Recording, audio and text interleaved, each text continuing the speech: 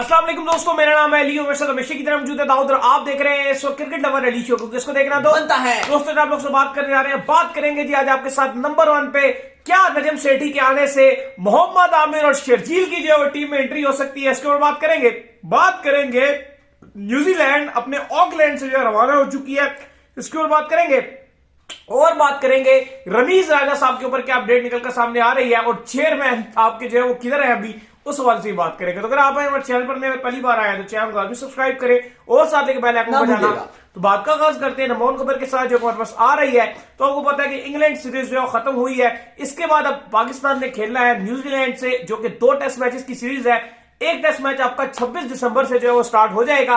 तो इसके लिए आज जो है वो न्यूजीलैंड की टीम ऑकलैंड से रवाना हो चुकी है। मे भी रात गए जो है यहाँ पर पहुंच जाए ऑकलैंड की टीम। हाँ, रात के दूसरे पहर या पहले पहर में जो है यहाँ पर पाकिस्तान में जो है लैंड कर जाएगी। तो दाऊद साहब आ रही है फिर न्यूजीलैंड। देखिए आज 2 फ्लाइट थी, एक फ्लाइट उड़ी है लंदन के लिए और वो उड़ी है कराची से लंदन, और दूसरी जो फ्लाइट थी वो उड़ी है ऑकलैंड से यहाँ पर आ रही है पाकिस्तान। तो बड़ा ये देख के बड़ा अच्छा लगा कि यार जिस तरीके से मतलब ये दूसरे मुल्कों में ऐसा हुआ करता था कि एक टीम रवाना होती थी, दूसरी आती थी। इंडिया में बहुत होता था। इंडिया में बहुत होता है कि एक टीम अभी गई नहीं तो दूसरी टीम आ रही है, पहुंची होती थी। तो ये बड़ी अच्छी बात है कि आज ही रवाना हुई थी। और क्रिकेट इंग्लैंड की जो टीम थी, इंग्लैंड एंड वेल्स क्रिकेट की टीम 17 साल बाद पाकिस्तान से ट्रॉफी लेकर उड़े हैं, हिस्टोरिक सीरीज जीते हैं और वो ट्रॉफी लेकर उड़े हैं। तो साथ ही साथ ऑकलैंड से भी फ्लाइट उड़ गई और वो पाकिस्तान लैंड करेगी। बड़ी हैवी किस्म की टीम है, केन विलियमसन की क़यादत में, नहीं सॉरी टिम साउदी की क़यादत में आ रही है। केन विलियमसन कप्तान नहीं रहे, उन्होंने ऑलरेडी कप्तानी छोड़ दिया। तो सऊदी की पहली ये सीरीज है, आगे भी कह सकते हैं टीम सऊदी प्लस उनकी केन विलियमसन की कप्तानी, क्योंकि ओडीआई में चलो ओडीआई बात की बात है, उसमें तो कुछ खिलाड़ी चेंज भी होंगे ना, लेकिन फिलहाल तो भी टेस्ट टीम आ रही है और व्हाइट बॉल के कुछ लड़के वो तो फिर बाद में भी आएंगे।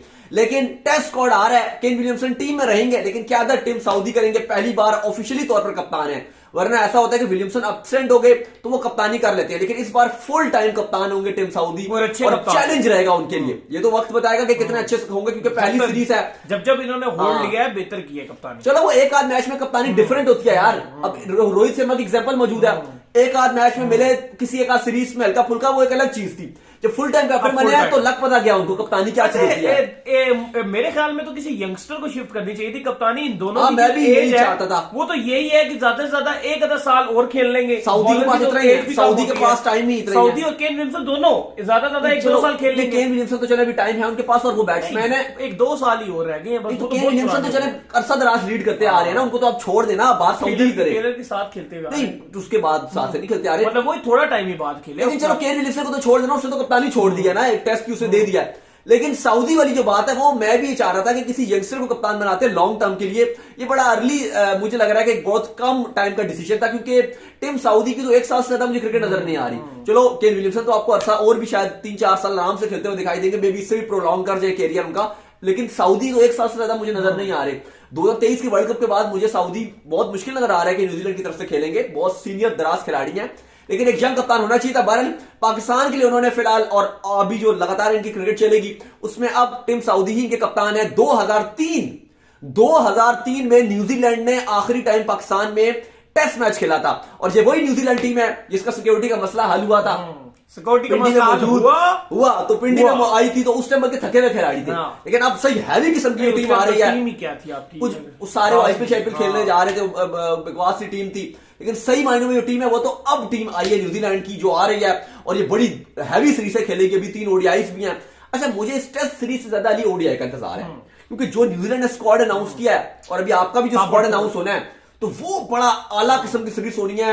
एक तो बाबर आजम का भी वो ओडीआई फॉर्मेट सूट करता है, और आपकी वैसे भी टीम जिस तरह की है और न्यूजीलैंड की टीम है वर्ल्ड कप 2023, तो मुझे लग रहा है कि ओडीआई सीरीज बड़े मजेदार होने वाली है। तो बात यह है कि अब ओडीआई की ही वैल्यू रहेगी, अब टी20 की वैल्यू आस्ता आस्ता जो है कम होना शुरू हो जाएगी, क्योंकि वर्ल्ड कप भी 2023 है आपका, और टेस्ट की भी वैल्यू आपकी वैल्यू क्योंकि डाउन हो जाएगी, क्योंकि आप डब्ल्यूटीसी में कहीं आगे जा नहीं रहे हैं। तो लोगों को वैसे भी अगर देखा जाए, क्योंकि हम यहाँ पर बैठे हुए हैं, बड़े अच्छे से कवर करते हैं, हमें सारा डाटा हमारे पास आता रहता है, तो जो पाकिस्तान की नेशन है उसको वैसे भी टेस्ट में खास इंटरेस्ट। चलो, लेकिन अभी आप डब्ल्यूटीसी से आउट हो गए, इससे भी थोड़ी उम्मीदें कम है। अच्छा, ये सब चलते हैं जरा अगली खबर के ऊपर। आइए जरा नजम सेठी। तो नजम सेठी साहब की जो वो एंट्री होने जा रही है, जिसके ऊपर बहुत से लोग हमसे लगातार जो है सवालात पूछ रहे हैं, और सवाल हमारे पास ये आ रहा है लगातार कि क्या मोहम्मद आमिर जो है वापस आएंगे नजम सेठी के आने से, शर्जील खान को मिलेगा मौका, क्योंकि इससे पहले भी जब नजम सेठी ने जो है वो एंट्री मारी थी तो बहुत ज्यादा मामलात थे इनके ऊपर, मोहम्मद आमिर के ऊपर आईसीसी की तरफ से बड़ी पाबंदियां थी, फिर आईसीसी से उन्होंने जाके जो है नजम सेठी ने इनको रिलीज करवाया,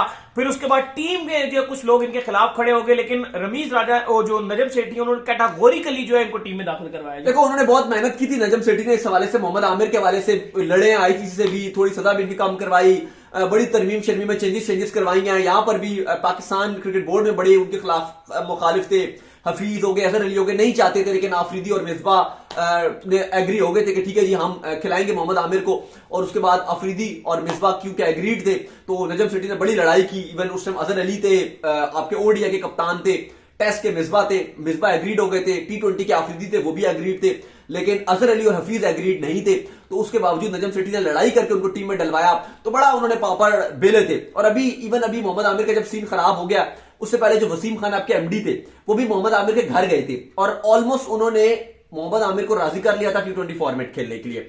अगर आपने हमारा शो देखते हैं लगातार, पुराने व्यूअर हैं, तो आपको पता होगा, हमने स्टोरी भी दी थी और इसको मोहम्मद आमिर ने खुद भी एडमिट किया था कि वसीम खान ने राजी कर लिया था, लेकिन उस टाइम हुआ ये कि नजम जो आपके वसीम खान थे एमडी वही चले गए, तो फिर मोहम्मद आमिर ने कहा कि जो मुझे ला रहा था वापस वही चला गया, और रमीज राजा आ गए, तो फिर उन्होंने कहा जी अब मेरा कोई काम नहीं है। तो अब कहानी होगी कि दोबारा नजम सेठी आ रहे हैं, तो यकीनन तौर पर अली नजम सेठी, मुझे लगता है कि मोहम्मद आमिर क्योंकि वो बात करते थे कि यार बोर्ड में तब्दीलियां हो जाए या टीम मैनेजमेंट चेंज हो जाए, तो जाहिर अब टीम मैनेजमेंट भी चेंज हो रही है, नजम सेठी भी आ रहे हैं, ना भी हुआ ना तो T20 फॉर्मेट में आ रहे हैं मोहम्मद आमिर। लेकिन मैं आपको एक और बात बता दूं, ये कोई ऐसा काम नहीं है जो पीसीबी में लोग समझ रहे हैं कि कल आज नजम सेठी आ गए, आज आगे रमीज राजा भी क्योंकि केस करने जा रहे हैं, वो भी तैयारियों में है। अब 2 कॉन्स्टिट्यूशन है, एक 2014 का और एक 2019 का। पहले तो कोशिश ये होगी कि क्योंकि आपको पता है अभी पॉलिटिक्स बहुत हैवी किस्म की चल रही है, नोटिफिकेशन जारी क्योंकि सियासत बहुत गर्म हुई है, इमरान खान साहब असेंबलियां तोड़ रहे हैं पंजाब की, वहां पर कहानियां क्या नजर आ रही हैं, पॉलिटिक्स जो है आपकी पाकिस्तान की वो बहुत गर्म है, तो ये भी कहीं ना कहीं उससे ही जुड़ी हुई कहानी है। तो पहले तो आपको ये देखना पड़ेगा कि जो पॉलिटिक्स चल रही है, अगर तो असेंबलियां टूट जाती हैं तो फिर तो कहानियां बहुत ही डिफरेंट हो जाएंगी, लेकिन अगर ये कहानी थोड़ा आगे जाती है तो फिर आपको सेनेट से भी अप्रूवल लेने पड़ेंगे, क्योंकि अली साहब ये इसका मतलब ये है कि अगर वो आ रहे हैं नजम सेठी साहब और ये डिपार्टमेंट क्रिकेट बहाल करते हैं, तो इसका मतलब ये है कि अभी जो आपने 6 टीमें बनाई हुई हैं वो कैंसिल होंगी। हाँ, तो ये बहुत बड़ा काम है, ये ऐसा काम है ही नहीं कि आप बोलो, ये कम से कम भी इसको तकरीबन 1.5 महीने का काम है, ये 1.5 महीने का। तो ये आपको टीमें सारी कैंसिल करनी पड़ेंगी, डिपार्टमेंट बहाल करने हैं, उनके नोटिफिकेशन जारी कराने पड़ेंगे। तो लंबी कहानी है वो, बहुत इतना बड़ा लंबा कानून है, आप इवन गूगल करके आप जो कॉन्स्टिट्यूशन है 2014 का वो आप पढ़ सकते हो, बहुत लंबा कानून है। यहाँ अगर आपको बताने बैठा तो वो बड़ा टाइम जो गुजर जाएगा, तो बहुत लंबी चीजें उसमें, बहुत डिटेल्स है उसकी, उस डिटेल में हम नहीं जाना चाहते, हमारा वो आज का टॉपिक नहीं है, फिर किसी दिन उसके ऊपर बात कर लेंगे। तो अली साहब दूसरी तो कहानी यह है कि सिर्फ नजम सेठी को बहाल कर दिया जाए और जो क्रिकेट है वो ऐसे ही चले, लेकिन जाहिर है जिन्होंने बात की थी, जो इनकी मीटिंग हुई थी पीएम के साथ नजम सेठी की, और जो भी ये दूसरी बोर्ड के जो मेंबर्स हैं शकील शेख वगैरह, ये चाहते थे कि वो वाला जो डिपार्टमेंट क्रिकेट था, वो वाला जो उनसा डिपार्टमेंट क्रिकेट थी, क्या जी उसको लाना है, ठीक है, क्या जी जोन सा डिपार्टमेंट क्रिकेट को लाना है। अब लेट्स सी की कहानी कहां पर जाती है, लेकिन ये तो है कि रमीज राजा साहब लड़ेंगे, फाइट करेंगे, लेकिन उनकी फाइट बेसूद रहेगी, जो नजर आ रहा है वो जाएंगे, कहीं भी जाएंगे, केस भी करेंगे, क्योंकि ये आपका एक ऑलरेडी लॉ है। नहीं, लॉ जो आप वजीर आजम जिसको हटाना चाहे वो आसानी इसमें हटा सकता है, क्योंकि अगर कुछ लोगों को ये भी याद दहानी करा दें, जो आपके रमीज राजा साहब आए थे उनको भी जो है इमरान खान लेकर आए थे, वो कोई वो उसके अंदर से से नहीं निकल कर आए थे, खान थे और ये थे इनका नाम, इमरान खान जो है उनको स्पेशल उठाकर लेकर आए थे। वो अलग बात है कि रमीज राजा साहब ने जो दूसरी हुकूमत थी उसके साथ भी हैंडशेक कर लिया था, और इमरान खान साहब मुंह देखते रह गए थे, और रमीज राजा साहब ने वो जाना नहीं चाह रहे थे, लेकिन बाद में कुछ मामला उनके खराब हुए, फिर उसको थोड़ा नाराज हो गए थे, वो कुछ और चाह रहे थे। मैं बताता हूँ आपको, जो इमरान खान साहब थे वो चाहते थे कि एहसान मानी कंटिन्यू करे, वो रमीज के हक में नहीं थे, लेकिन जब एहसान मानी ने नहीं आए, उन्होंने कहा कि मैं नहीं आ सकता, क्योंकि आपको पता है शौकत खानम हॉस्पिटल है, उसके भी बोर्ड ऑफ डायरेक्टर में नाम था एहसान मानी का भी, तो इसलिए इमरान खान उनके साथ दोस्ती भी थी, तो इमरान खान वही चाहते थे कि एहसान मानी है, लेकिन फिर सेकंड चॉइस में इमरान खान जो है वो रमीज राजा को लाए थे, सेकंड चॉइस में, पहली चॉइस उनकी एहसान मानी थे, लेकिन एहसान मानी क्योंकि जा रहे थे, फिर रमीज को, लेकिन रमीज ने जो है वो दोनों साइड में खेला है, बॉर्डर की दोनों तरफ, क्योंकि एक तरफ जब इमरान खान साहब थे तब भी थे, अभी शहबाज शरीफ के दौर में ये दूसरी जो पीडीएम की हुकूमत है, इसमें भी अगर आप देखो 8 महीने तो गुजार लिए उन्होंने, ठीक ठाक टाइम गुजारा है उन्होंने, लेकिन अली अब जो मेन मुद्दा हमारा ये नहीं है, जो आज के शो का मेन मुद्दा है वो ये है कि नजम सेठी के आने से, जैसे आपको पता है, सिलेक्टर हो जा रहे हैं, कोच आपके हो जा रहे हैं, जाहिर है टीम मैनेजमेंट सारी तब्दील होगी, बहुत कुछ होगा तब्दीली, कप्तानी भी तब्दील होगी यकीनन तौर पर। अब वो तो होने ही थी तब्दीली, क्योंकि रमीज थोड़ा ज्यादा एक्स्ट्रा टीम को सपोर्ट कर रहे थे, तो वो तो जो भी गलत भी होता था उसको कहते थे ये भी ठीक है। रमीज का सबसे बड़ा मसला ये था कि जो भी गलत हो रहा है ना, वो किसी चीज को गलत नहीं मानते थे। गलत हो भी रहा है, चाहे खिलाड़ी नहीं भी परफॉर्मेंसेस दिखा रहा, उसको भी डिफेंड करते थे। हर चीज को उन्होंने बस डिफेंड किया, ये नहीं किया कि इसको ठीक करना है, बस उन्होंने कहा जो हो रहा है ये ठीक हो रहा है, बस यही उनका सबसे बड़ा मसला था। और पाकिस्तान क्रिकेट की जो बुरे हालात हैं इसी वजह से है। अली साहब, मोहम्मद आमिर का आपको बता दिया है कि मोहम्मद आमिर, नजम सेठी अगर आ रहे हैं, यकीनन तौर पर साइन तो शहबाज शरीफ ने कर दिया है, अब जाहिर है डॉक्यूमेंटेशन है, फिर वो नोटिफिकेशन आएगा, कुछ टाइम लग जाएगा इसके लिए, लेकिन ये आ रहे हैं। फिर बात कर लो शर्जील खान की। ज़ाहिर जब आपकी टीम मैनेजमेंट चेंज होगी, डिफरेंट माइंडसेट आएंगे, कोचेस डिफरेंट आएंगे। असल पाबंदी जो शर्जील के ऊपर लगाई थी रमीज राजा ने भी लगाई हुई थी जनाब। रमीज राजा ने बाद में आगे कई जगह पर ये बात बोली कि मैं जो है वो बेशक आपने खिलाना लेकिन फिटनेस का रमीज राजा ने इससे पहले भी बहुत बार बोला है। लेकिन शर्जील की जो हकीकत वजह है वो मैं आपको बता दूं कि वो टीम में क्यों नहीं आते, क्योंकि जो आपकी जो दोस्ती यारी है वो बहुत रिजवान और बाबर काफी स्ट्रॉन्ग है, वो नहीं चाहते, बाबर एक्चुअली नहीं आने देते उनको, और रिजवान बैक पे रिजवान होते हैं कि उनको लगता है ये आएगा हमारी जगह जाएगी। सीधा सा सिस्टम ये है कि वो ये नहीं चाहते कि किसी की जगह जाए। कोई भी ऐसा प्लेयर जो आपके पक्के दोस्ती यारी के गैंग में है उसकी रिप्लेसमेंट नहीं आनी। आप ये देखें कि T20 का प्लेयर ना होने के बावजूद शान मसूद आपकी टीम में खेल गया, तो सिर्फ इस वजह से खेल गया कि उस पर डर नहीं था कि यार ये हमारी जगह ना छीन। ऐसा कोई प्लेयर नहीं आने देते जो दोस्ती यारी में होगा। आपकी जो स्प्लिट कप्तानी की मैं पिछले शो में भी बात कर रहा था नली, उससे जो आपका ये गैंग है दोस्ती यारी का टूट जाएगा। थोड़े से दो इधर जाएंगे, दो इधर जाएंगे, चार उधर जाएंगे, दो उधर जाएंगे, वो कहानी वो जो एक इतना स्ट्रॉन्ग इनकी बाउंडिंग हुई है ना कि बस सपोर्ट करना है, और मीडिया जो भी बकवास करती है उसको बोलने दो, फैंस जो भी बोलते हैं उनको बोलने दो। जो आपकी टीम है उसमें बाबर आजम को अर्तुगुल कहा जाता है। अब वही वजह है ना, अब देखो सब कुछ ये है। अब वही वजह ना कि अब देखो, अब शाहीन हो गए, हारिस रऊफ हो गए, सब बाकी भी सब ने कुछ प्लेयर से कंप्लेन चलाई। उसकी क्या वजह थी कि भाई सोचना भी मना है, और उन्होंने, और देखो पाकिस्तान 75 साल में ऐसी टेस्ट की बदतरीन शिकस्त हुई है।